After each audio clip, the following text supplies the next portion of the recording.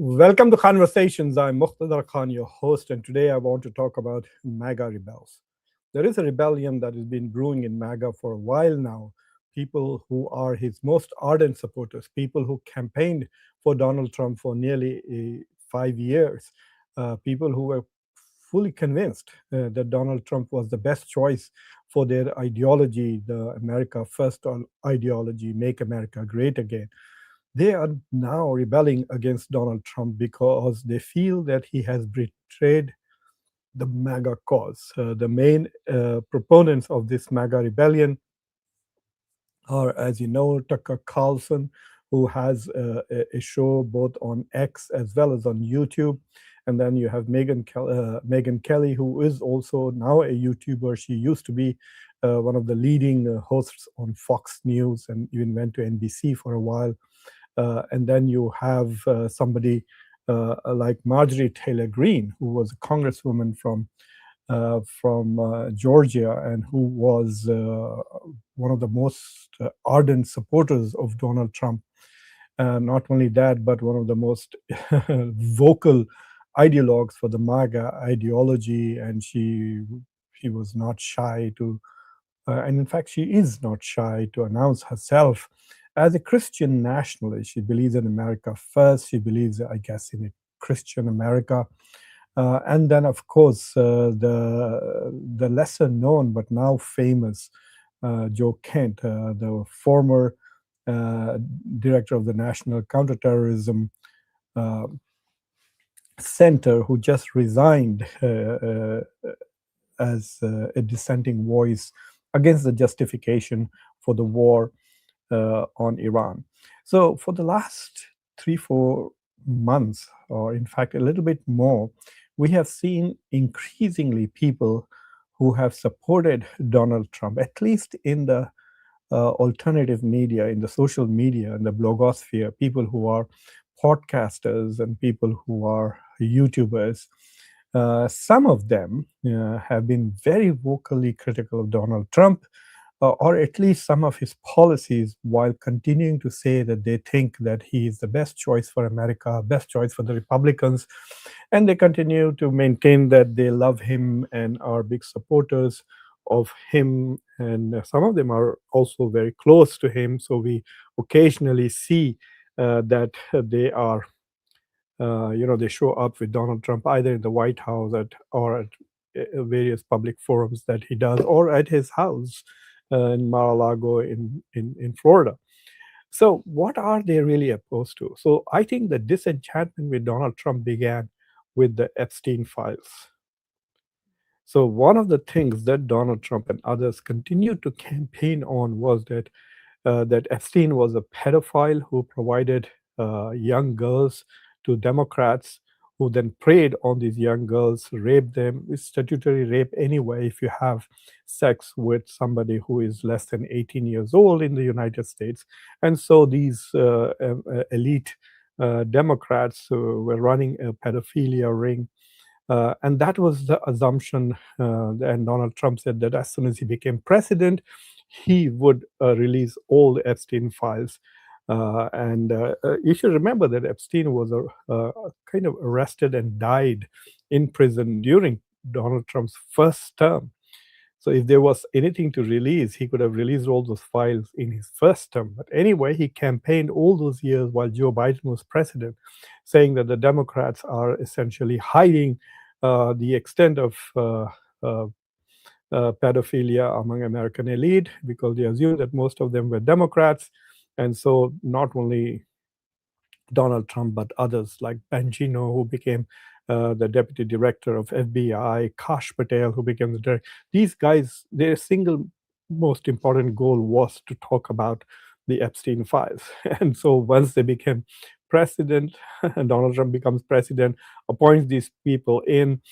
Pam Bondi, the attorney general, says, "Oh, the files are on my table. I'm just going to release them tomorrow." And then, boom, suddenly silence. And they say, "Oh, there's nothing in the files." First, they lie by saying there's nothing in the files.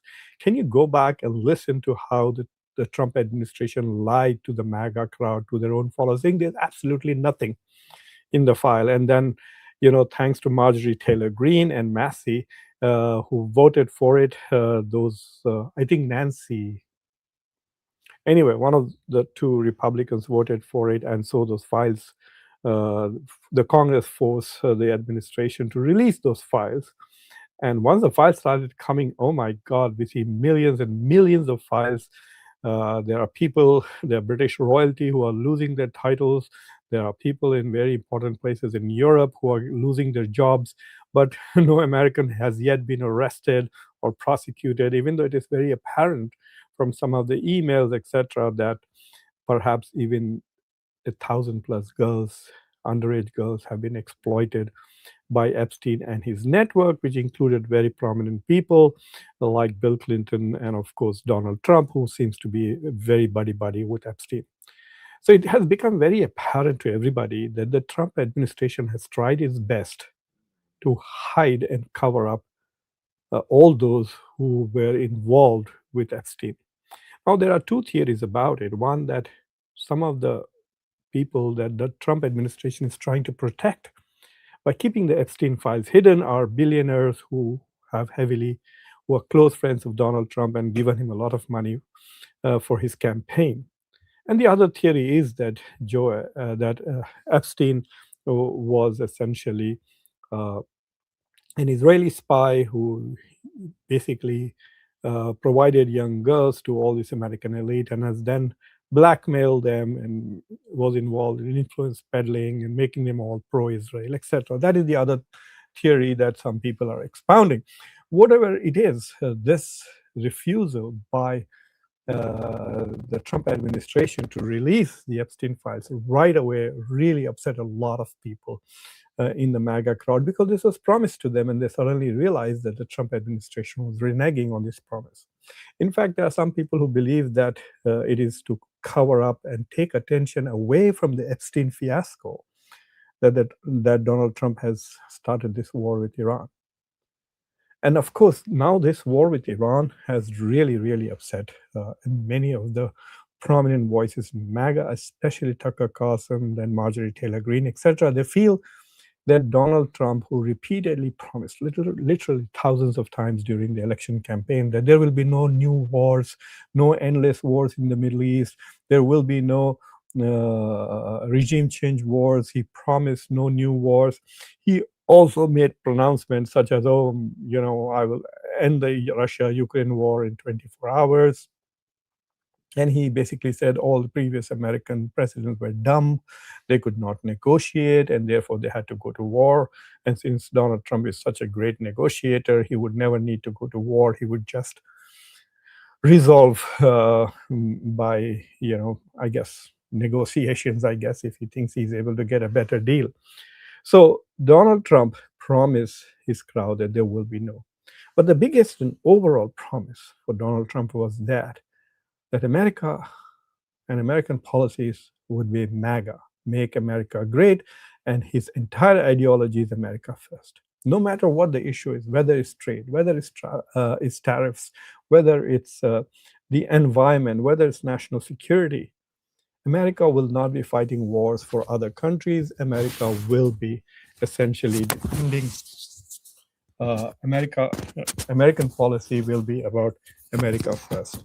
So that was his goal, and that is what he promised. Because there was a lot of critique among many Americans, including myself, that this whole obsession with the war with Ukraine and this endless amount of money and weapons that America has provided to Ukraine was not really in America's interest. We are not interested in the territorial integrity of Ukraine, going back and getting back territory it lost in 2000 and I guess 14, Crimea, and then subsequently after the war started in 2022. But nevertheless, the Europeans want to fight it out, and most of the weapons and money was coming from the US. And the quality of life in America was declining domestically. The cost of living has gone up. In fact, if you ask me one single most important reason why Zohran Mamdani won the election in New York, it's because life in America is becoming simply unaffordable to many people. It's highly pronounced in urban areas like New York. And Mamdani was just focused on affordability, the crisis of affordability. And instead of working on that, reducing inflation, creating new jobs, improving the economy, Donald Trump is now just doing whatever Israel wants. He's been at war endlessly, obsessed with Gaza, trying to create some kind of Riviera in Gaza, trying to rescue Netanyahu from his legal problems at home, putting pressure on the Israeli president to pardon Netanyahu, and then attacking Iran, and then claiming that he has fully destroyed Iran's nuclear capabilities. I have obliterated it. Even then, most of the MAGA crowd was against him, saying that is not in the interest of the United States. And now this war, which is increasingly looking like an endless war, we are into the fourth week, and the U.S. is sending more troops, and now the U.S. has asked the Congress for $200 billion more after spending over $20 billion on this war already. So the MAGA crowd, I consider most of the MAGA crowd to be pretty stupid and dumb. I'm sorry to say that. Because if they cannot see that the guy that they elected is just doing whatever Netanyahu wants in the Middle East, he's not doing anything at home. In fact, his tariff strategy to bring manufacturing to at home was stupid from the beginning. I have said it so many times on my show that yes, manufacturing could come back to the United States, but it will be only through robotics and not through jobs. There will be no jobs for human beings in factories because it's simply not possible anymore. And there are no new jobs being created in American factories. Donald Trump cannot stand up and say, I created 300,000 new jobs or 500,000 new factory jobs in this country. So he has failed on the domestic agenda. Forget about inflation. Now, with the price of oil going through the roof, it's nearly $1 extra per gallon now. It was the average. I think that in Delaware, for example, oil was about $2.90 per gallon. Now it's about $3.80 yesterday. So it's about 90 cents up, nearly 30% increase in. So this is going to cause profound inflation. So people like Tucker Carlson, Marjorie Taylor Greene, Joe Kent, etc., they have 3 or 4 issues with Donald Trump and against which they are risking everything because Tucker Carlson feels that he's going to be arrested soon because the CIA has been looking into him and he feels that he could be arrested. I don't know how the CIA would arrest him. It's not allowed to operate domestically. But anyway, the CIA has been looking into him. And so they probably will pass it on to FBI counterterrorism, and he will be accused of some kind of collusion with foreigners, and he will be arrested. And then there are people like Mike Huckabee, the U.S. ambassador to Israel, and if you listen to him, you'd be confused. You would think he's the Israeli ambassador to America. People like that collude with foreign countries, foreign spies all the time, as far as Israel is concerned, and they are never accused of being anti-national. But Tucker feels that he's going to be arrested for doing that. We will see what happens.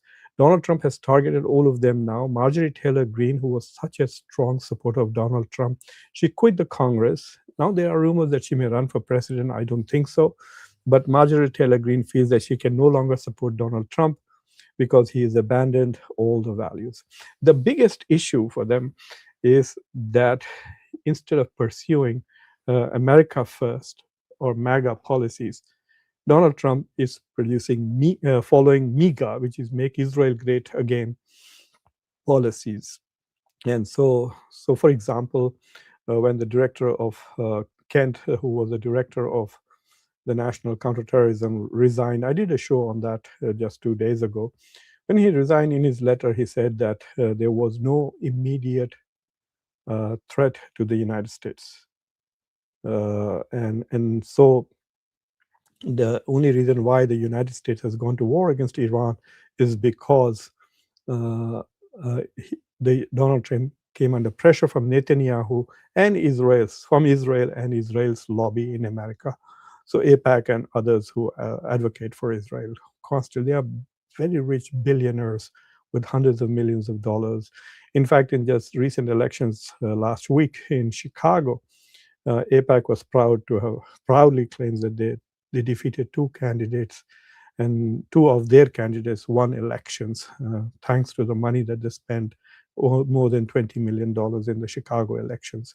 So, so the main issue that they feel is that Trump is focused more on and doing more for Israel than he's focused on America, because for some reason they feel that the United States policies are now fully colonized and occupied by Israel, by a foreign country. So it's not just these four. These are the four big voices who have opened the door. There are lots of people and lower tier people in the Maga ecosystem, and especially on their YouTube system, that who are making this argument that one, Donald Trump betrayed MAGA by simply not refusing to release all of Epstein's file. Even now, millions are there. Even now, many of the perpetrators' names are redacted. They are trying to hide who were the people who were exploiting these young women. And then there is also this accusation that this war was completely dictated by Israel. Marco Rubio nearly said so publicly, that they were pushed into this war by Israel. So, but there's something more going on. They are, especially with Tucker Carlson, he's doing things which are very well thought out. For example, he is bringing in Christians from those who live under Israeli occupation, not just Muslims but Christians in West Bank and Gaza, and he's been talking about how Israel has been ill-treating Christians in the Holy Land, how the churches are being demolished, bombed, and how they are treated very badly, even though America is a Christian majority country. Tucker Carlson says Donald Trump is a Christian nationalist, but he seems to be ignoring the fact that Israel is oppressing Christians as well as Muslims.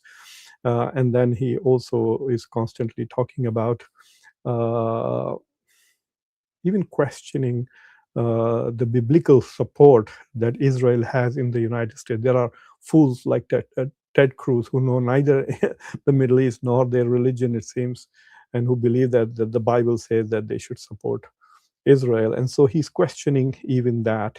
So he's going a bit more deeper than the rest of them. The rest of them are simply saying, look, America needs to focus on American needs. We need to get things done here, which we are not. The inflation is high. There are no jobs. And American economy is suffering. Most working class Americans are suffering.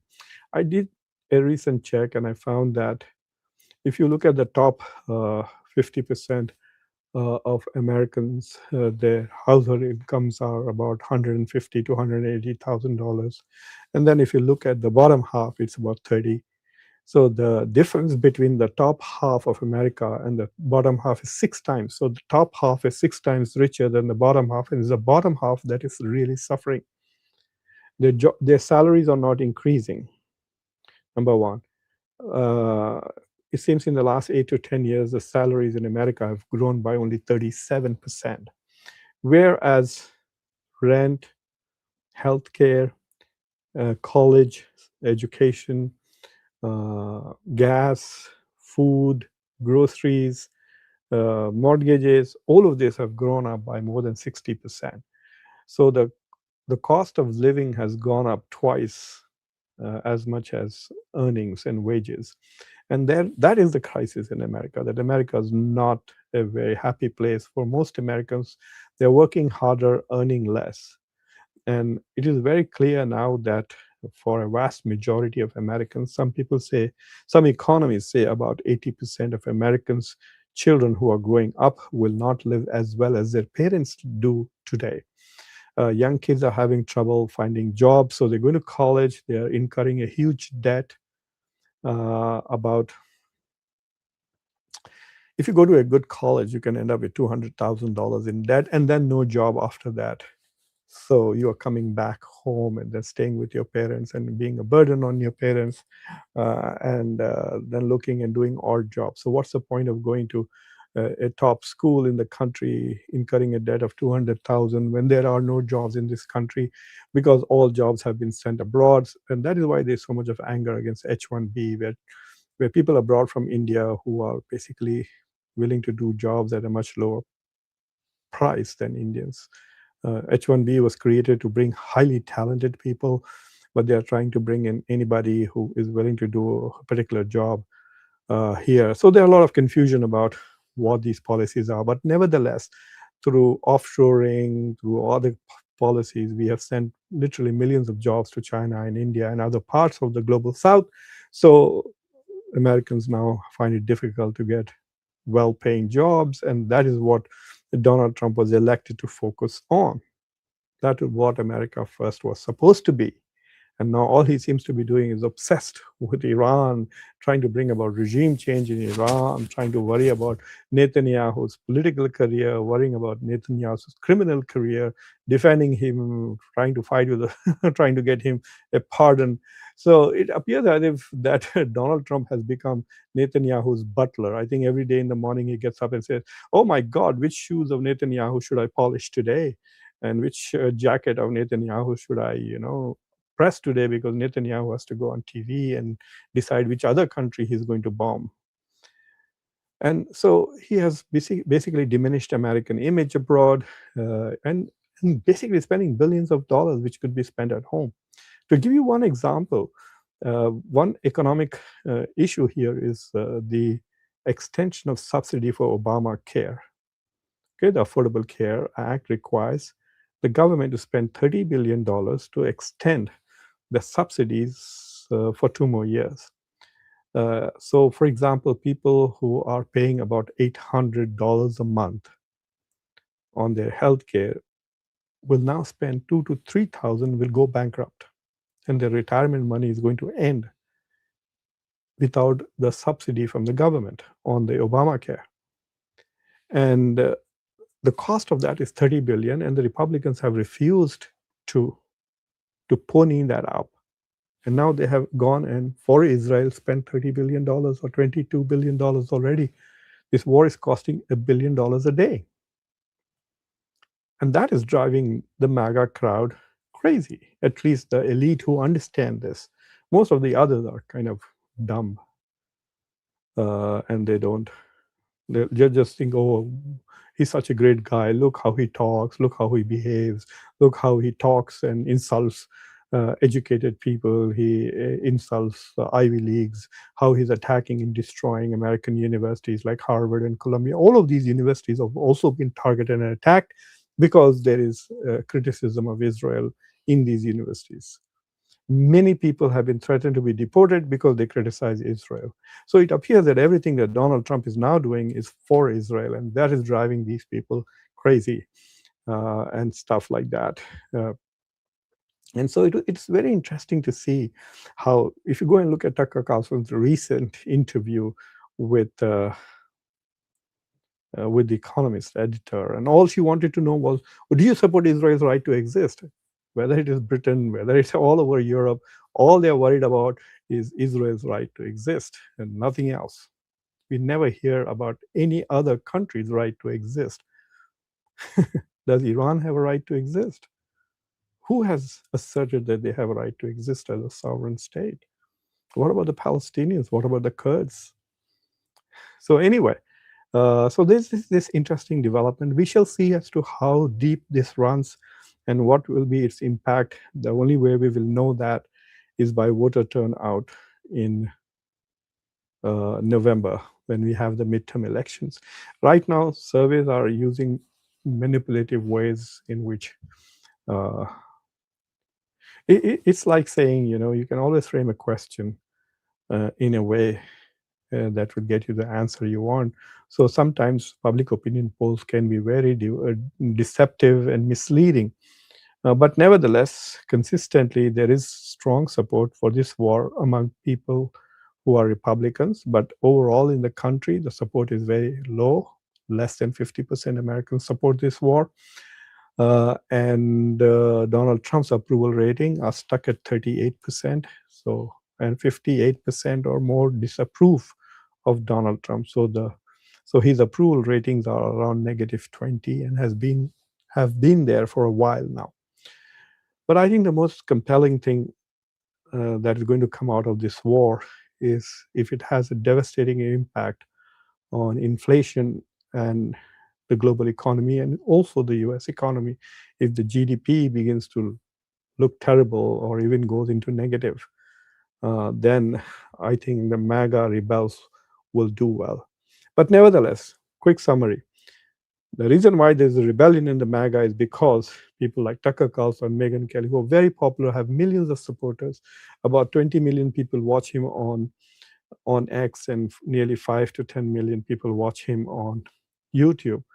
Tucker Carlson and others have been consistently saying that Donald Trump has betrayed the MAGA crowd, is not working for America anymore. He seems to be completely captured by Israel, and all he is doing is supporting Israel and working for Israel.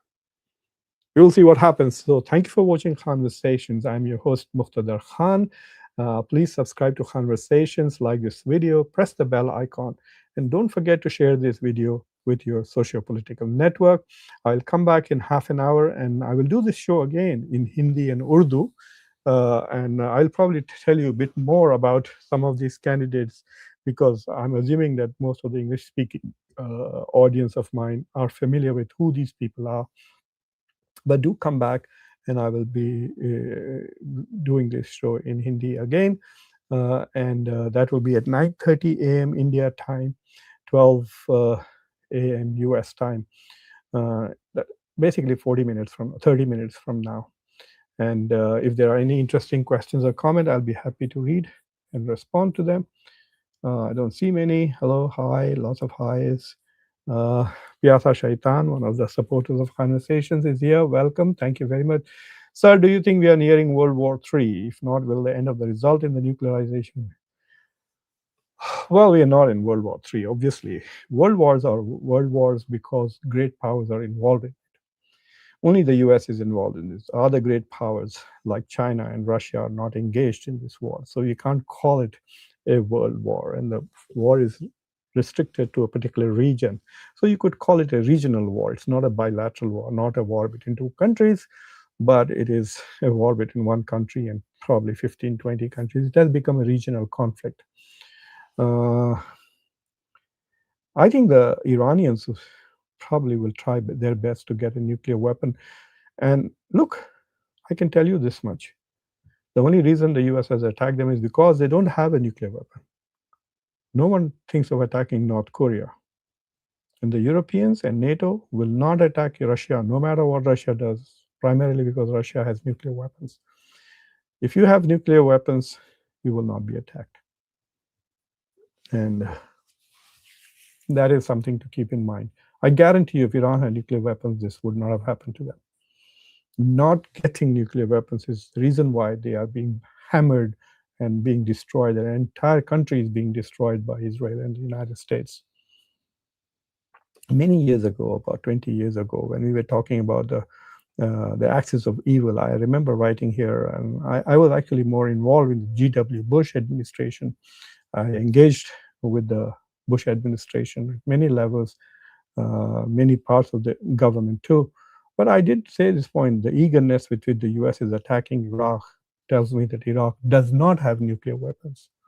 Because we knew for sure that North Korea had. So no one ever talked about attacking North Korea.